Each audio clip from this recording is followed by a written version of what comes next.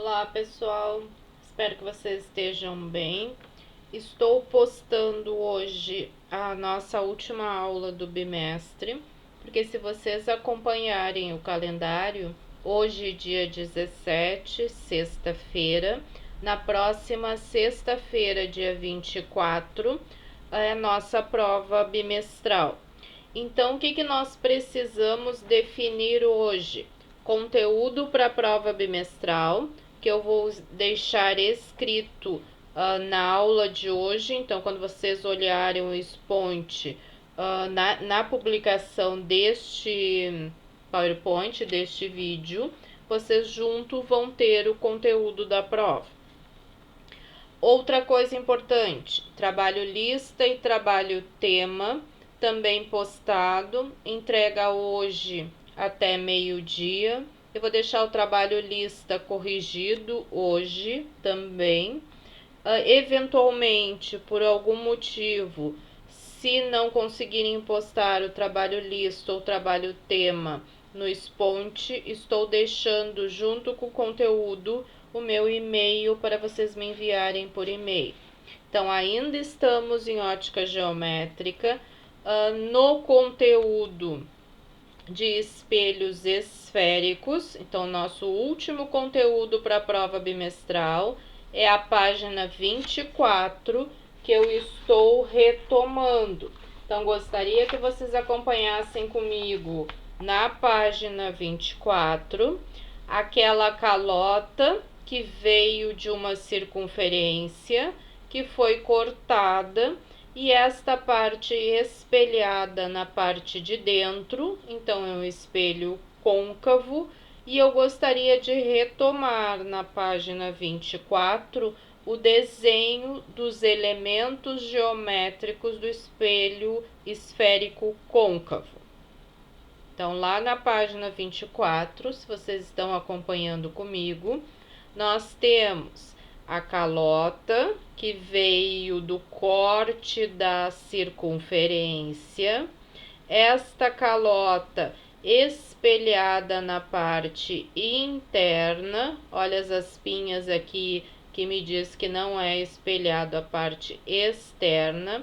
E esse espelho, ele tem alguns elementos. Ele tem o eixo principal, que é onde eu vou colocar os meus objetos, tem um vértice, tem um centro de curvatura, que é o raio daquela circunferência que deu origem ao espelho. Então, eu tinha uma circunferência, ela foi cortada, e o raio daquela circunferência nós chamamos de centro de curvatura. É o centro geométrico da esfera, da qual foi recortada a calota esférica. Então, a distância do centro de curvatura ao vértice é o raio daquela circunferência. O vértice, ponto central do espelho. O foco é a metade da distância entre o centro de curvatura e o vértice. O raio de curvatura, que nós sabemos que é a distância do centro ao vértice. O eixo principal que eu comentei e a distância focal. Então, é comum a gente sempre dizer que a distância focal de um espelho esférico côncavo é a metade do raio.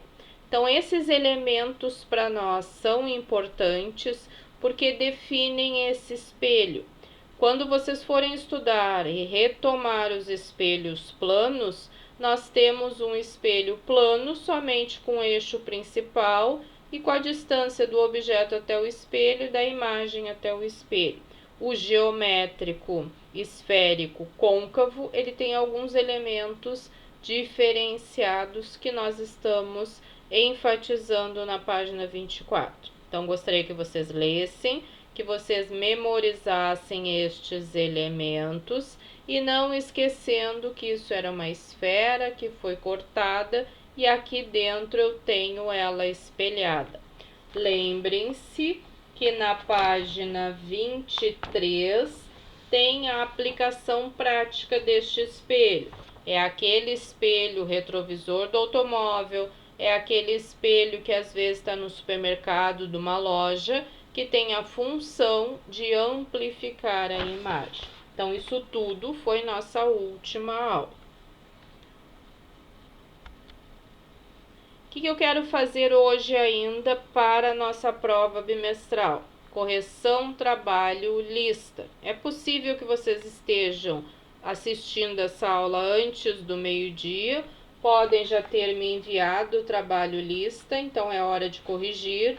Quem ainda não terminou e quiser ouvir os meus comentários para terminar, estou aqui para isso.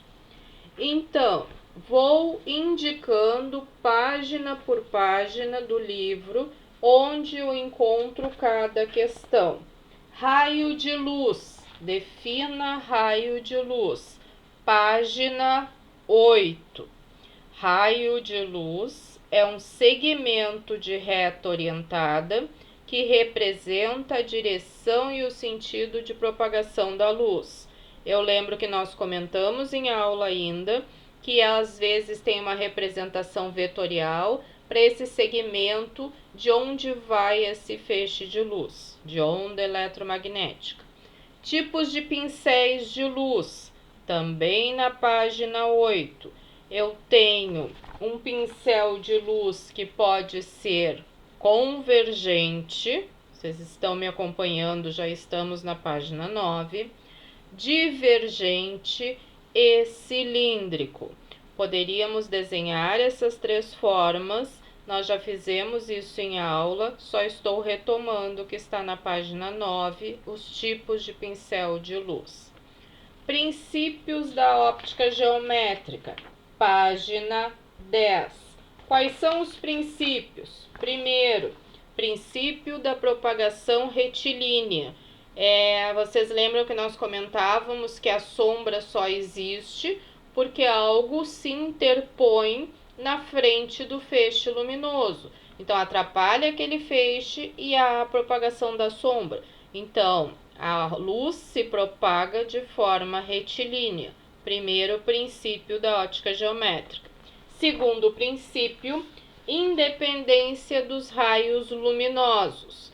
Lá na página 11, os dois feixes, o amarelo e o rosa, os dois não se interceptam, porque a óptica geométrica nos diz que eles são independentes. Aquelas cores que nos dão a diferença entre os dois, passa a amarela e passa a rosa, as duas saem de forma independente.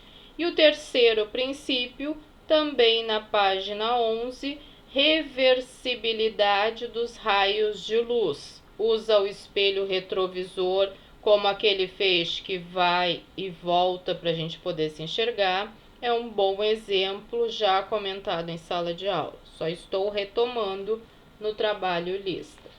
Características da imagem de um espelho plano. Aí nós vamos lá para a página 19. Na página 19 nos diz: espelhos planos, diz-se que a imagem conjugada de um objeto real é sempre a característica virtual, direita ou direta, mesma orientação e de mesmo tamanho do objeto. Daquela história que nós já tínhamos também visto, quando eu me coloco na frente de um espelho plano, eu me enxergo do mesmo tamanho, de forma direta, de cabeça para cima, não é? E atrás do espelho, porque é uma imagem virtual. O que é reversão de uma imagem no espelho plano? Página 19. É aquela pintura do caminhão de bombeiros, da ambulância, onde nós temos pintado ao contrário, porque a imagem, quando eu for enxergar pelo retrovisor, é reversa. Reversão da imagem. O lado direito do objeto passa a ser o esquerdo da imagem e vice-versa. Então, nós fizemos exercícios, inclusive, sobre isso. O que é reflexão especular? Aí eu volto um pouquinho no livro, página 13. Tem o desenho da superfície, o ângulo incide e reflete, seguindo a lei da reflexão, e nos diz o seguinte, que é uma boa definição: para que ocorra a reflexão especular, a superfície refletora deve ser preferencialmente metálica e deve estar perfeitamente polida, porque daí eu tenho o ângulo de incidência exatamente igual ao ângulo de reflexão, que é a lei da reflexão. Se vocês olharem na página 13, a difusa ali já não é tão igual aos ângulos de incidência ou de reflexão. E a minha última questão: quais os tipos de espelhos esféricos? É o nosso último conteúdo. É este que eu terminei hoje aí com as características do espelho esférico côncavo. E aí nós temos os dois tipos de espelho, que está na página 24, que é o côncavo, que a parte refletora é a parte interna da calota, e o convexo, onde a parte refletora é a parte externa da calota. Certo, gente? Então, trabalho lista corrigido. O conteúdo vai estar nas informações desta aula de hoje. Nós vamos fazer uma prova valendo 70, com 10 questões objetivas. Então, tudo que está no caderno, tudo que nós estudamos no livro até aqui, as videoaulas e os trabalhos que foram enviados até aqui. Então, espero que vocês estejam organizados, que cada videoaula tenha a data no caderno e as observações sobre isso, para que a gente possa fazer uma prova boa prova bimestral e finalizar este bimestre, certo? Se cuidem. Qualquer coisa que não consigam, o meu e-mail também vai estar junto aí com o conteúdo. Vocês chamem, sinal de fumaça ou qualquer outra coisa, certo, gente? Um beijo, cuidem-se, saudade de vocês.